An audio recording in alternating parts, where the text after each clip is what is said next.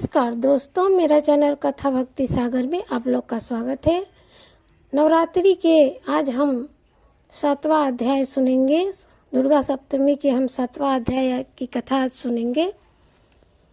ऋषि बोले, तब आज्ञा पाते ही चंड मुंड आदि दैत्य आयुधों से सुसज्जित होकर चतुरंगिनी सेना के साथ चल पड़े। वहां पहुंचकर उन्होंने देखा कि हिमालय की ऊंची स्वर्ण की चोटी पर सिंह पर देवी बैठी है और मंद मंद मुस्कुरा रही है। इस प्रकार उसे देखकर पकड़ने की चेष्टा करने लगी। किसी ने धनुष चढ़ा लिया, किसी ने तलवार संभाल ली एवं कितने ही देवी जी के पास पहुंच गए। तब अंबिका जी उन सतियों के प्रति क्रोध में आ गई।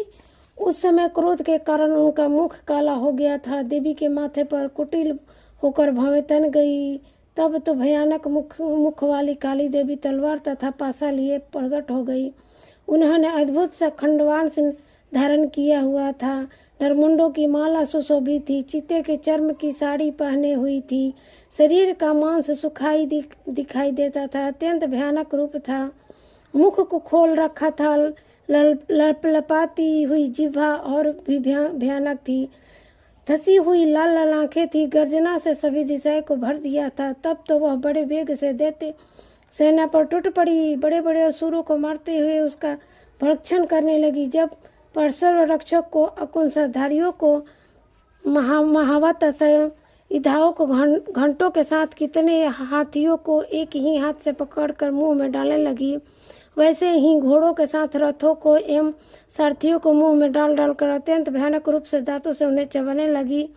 किसी के केस पकड़ लेती तो किसी के गर्दन दबा देती, किसी को पैरों में से दबा देती तो किसी को छाती से धकेल कर मार गिराती। असुरों के द्वारा छोड़े हुए अस्त्र शस्त्र को मुंह से पकड़ते जाती और दांतों से पीसते जाती। काली जी ने इस प्रकार बलवान दुरात्मा असुरों की वह सेना कुचल डाली। कितने ही असुरों को मार दिया। उस देवी ने कुछ तलवार से काट गिराए, कुछ एक खंडवान से पीट दिए और कुछ एक दांतों से कुचल दिए। क्षण भर में राक्षसों की वह सारी सेना मार पीट कर गिरा दिया। यह देख चंड उस भयानक काली की ओर दौड़ पड़ा। इधर महाअसुर मुंड ने भी भयानक वालों की वर्षा से एवं शस्त्रों चलाते हुए चक्रों द्वारा उस भयानक आंखों वाली देवी को ढांप दिया। वे अनेक चक्र देवी के मुख में प्रवेश करते हुए इस प्रकार दिखाई देने लगे जैसे बहुत से सूर्य बिंब बादलों में पेट में समा जाते हैं। तब तो उनके भयानक मुख के भीतर, जिसका देख सकना भी कठिन था, ऐसे दांतों के प्रकाश से दमकती हुई अत्यंत क्रोध में आकर भयानक गर्जना करती हुई वह काली भीष्म हटास करने लगी। तब हु करती हुई बड़ी तलवार लिए हुई देवी चंड पर कूद पड़ी।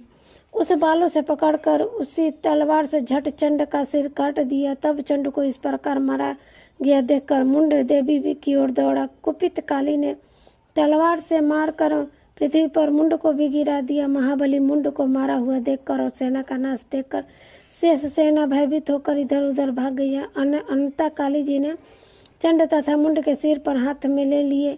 फिर भयानक हटास करती हुई चंडिका के पास पहुंचकर बोली, मैंने यह चंड और मुंड नामी महासुर आपकी भेंट चढ़ा दी। अब तो शुभम निशुभम का आप संबंध करना। ऋषि बोले, उसने मुख लाए गए चंड मुंड महासुर को देख कल्याणी चंडिका का काली से ललित वचन दे बोली, हे देवी काली के, क्योंकि तुम चंड मुंड को लेकर मेरे पास आई हो, इस कारण लोक में चरमुंडा नाम से तुम्हारी ख्याति होगी। जय हो दुर्गा माँ की। ये थी दुर्गा सप्तमी की कथा।